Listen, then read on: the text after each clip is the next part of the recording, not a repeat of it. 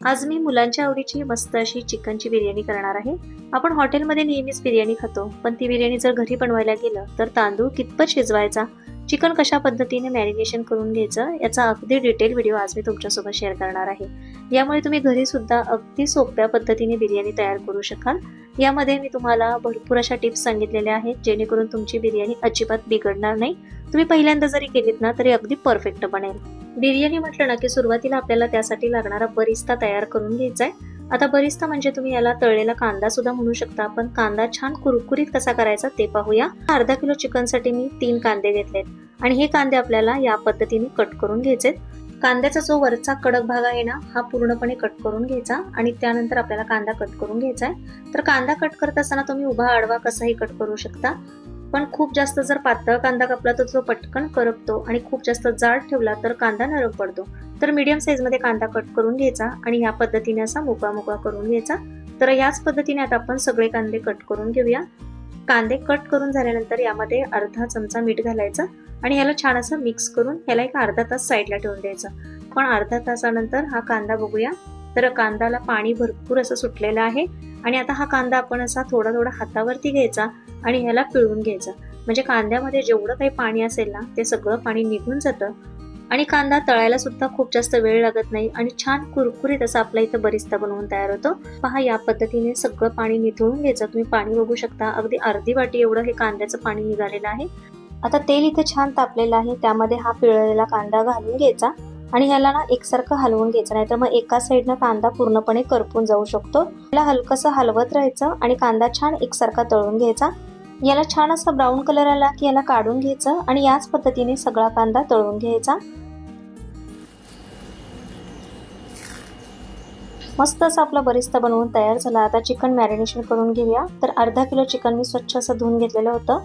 यामध्ये अर्धी वाटी दही घालून घ्यायचं। दही खूप जास्त आंबट घ्यायचं नाही। 2 चमचे आपण अद्रक लसूणची पेस्ट केलेली आहे। 3 हिरव्या मिरच्या मधोमध कट करून घालायच्या। यामध्ये तळून घेतलेला बरिस्ता घालायचा।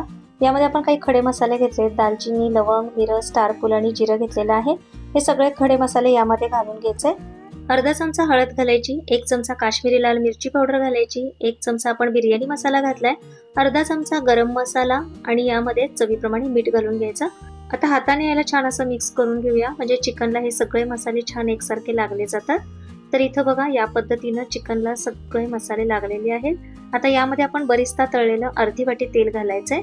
आपण ह्याला नंतर तेल घालणार नाहीये, त्यामुळे मी एकाच वेळेस आपल्याला ह्याला लागेल एवढं तेल घातलेलं आहे। तेल घातल्यानंतर ह्याला छान असं मिक्स करून घ्यायचं। यामध्ये बारीक चिरलेली कोथिंबीर घालूया आणि पुन्हा एकदा याला थोडंसं मिक्स करून घेऊया। आता हे चिकन आपल्याला एक अर्धा तासासाठी तरी साईडला ठेवून द्यायचं आहे, किंवा तुमच्याकडे जर वेळ असेल तर 3 तास ठेवलं तरी चालेल। तर बिर्याणीसाठी तांदूळ कोणता घ्यायचा, तर बासमती राईस असतो ना तो असा लांबट आकारामध्ये असतो आणि जो पिवळसर असतो ना तो घेतला ना तर तो अगदी जुना तांदूळ असतो, म्हणजे त्याची बिर्याणी अगदी मोकळी मोकळी होते। तर आपण इथं 2 कप एवढा हा तांदूळ घेतलेला आहे। तर अर्धा किलो आपण चिकन घेतलंय, त्यासाठी इथे मी अर्धा किलोच तांदूळ घेतलेला आहे। हा तांदूळ आपल्याला एकदाच धुवून घ्यायचा आहे, खूपदा धुवायचा नाहीये। तर एकदा धुवून घेतला, याच्यातलं पाणी काढून घेतलं की यामध्ये पुन्हा पाणी घालायचंय आणि अर्धा तासासाठी आपल्याला हा तांदूळ असा भिजत ठेवायचा आहे। म्हणजे आपण जेव्हा बिर्याणी करतो ना तेव्हा हा तांदूळ छान असा फुलून येतो।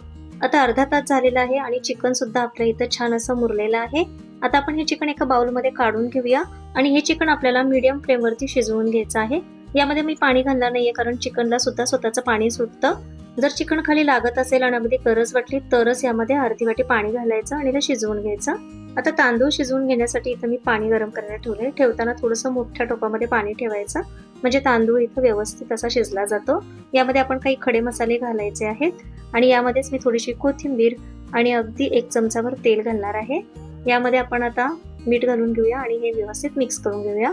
मिठाचा व्हिडिओ माझ्याकडून इथे स्किप झाला आहे, त्याबद्दल क्षमस्व। यामध्ये आपण घालूया अर्धा लिंबाचा रस। लिंबाचा रस घातल्यामुळे भात चांगला पांढरा शुभ्र होतो। आता यामध्ये आपण लगेचच तांदूळ घालून घ्यायचा आहे। पाण्याला चांगली उकळी आली की तांदूळ घालून घ्यायचा आणि हा तांदूळ आपल्याला व्यवस्थित मिक्स करून घ्यायचा आहे आणि याला 80% तरी शिजवून घ्यायचा आहे। तर हे पहा या पद्धतीने आपला तांदूळ शिजला पाहिजे। हाताने असं तोडला ना की ह्याचे अगदी तुकडे झाले पाहिजेत। बिर्याणीसाठी लागणारा आपला जो तांदूळ आहे तो परफेक्ट असा शिजलेला आहे। गॅस बंद करून घ्यायचा आणि हा तांदूळ आपल्याला पूर्णपणे पाणी निथळून एका बाउलमध्ये काढून घ्यायचा आहे। आपला बिर्याणीचा राईस तयार झाला। आता बिर्याणीच्या वरून लावण्यासाठी किंवा त्याला छान सजवून घेण्यासाठी अगदी हॉटेलसारखा लुक येण्यासाठी इथं मी काही साहित्य घेतलंय।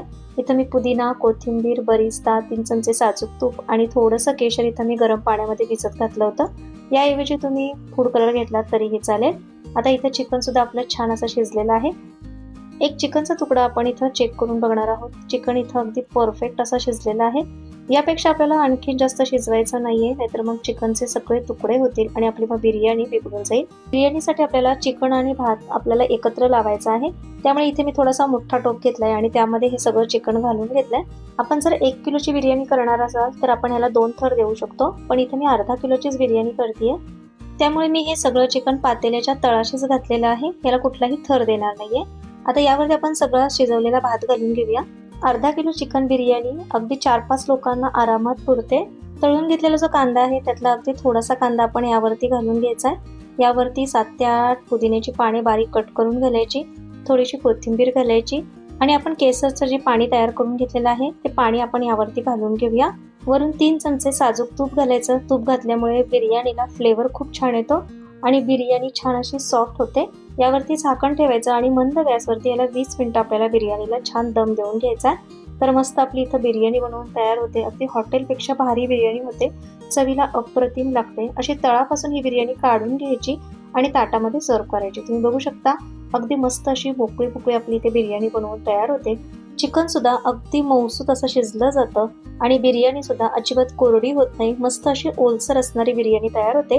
ही बिर्याणी रेसिपी जर तुम्हाला आवडली असेल तर एकदा या पद्धतीने मुलांसाठी बिर्याणी नक्की ट्राय करून पहा। रेसिपी आवडली तर रेसिपीला एक लाईक नक्की करा। चॅनलवरती नवीन असाल तर चॅनलला सबस्क्राईब करा। पुन्हा भेटूया अशाच एका छानशा नवीन रेसिपी सोबत। धन्यवाद।